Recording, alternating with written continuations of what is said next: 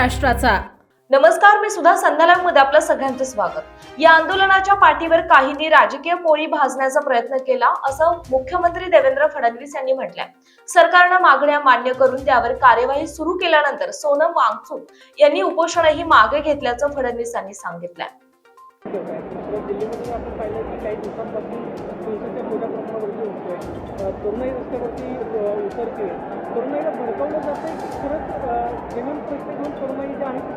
बघा, दोन्ही गोष्टी मला दिसतात।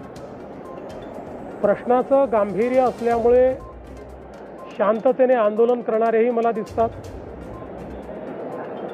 आपल्या समोरचं भविष्य चांगलं राहिलं पाहिजे याकरता त्या आंदोलनाला समर्थन देणारेही मला दिसतात। आणि त्याचवेळी या आंदोलनाच्या पाठीवर आपल्याला राजकीय पोळी भाजता येईल या दृष्टीनं राजकारण करणारे, हौसे नौसे काही गौसे अशा प्रकारचे हिंसाचार करणारे किंवा जाणीवपूर्वक त्या ठिकाणी कुठेतरी अराजकता तयार झाली पाहिजे असेही लोक त्या ठिकाणी शिरलेले आपल्याला पाहायला मिळाले।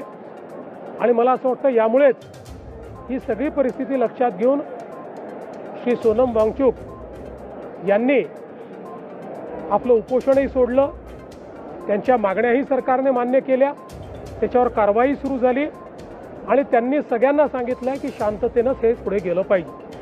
चला, ताज्या आणि महत्त्वपूर्ण बातम्या पाहण्यासाठी आजच आमच्या संध्या लाईव्ह न्यूज चॅनलला YouTubeवर सबस्क्राईब करा आणि बेल आयकॉन प्रेस करा।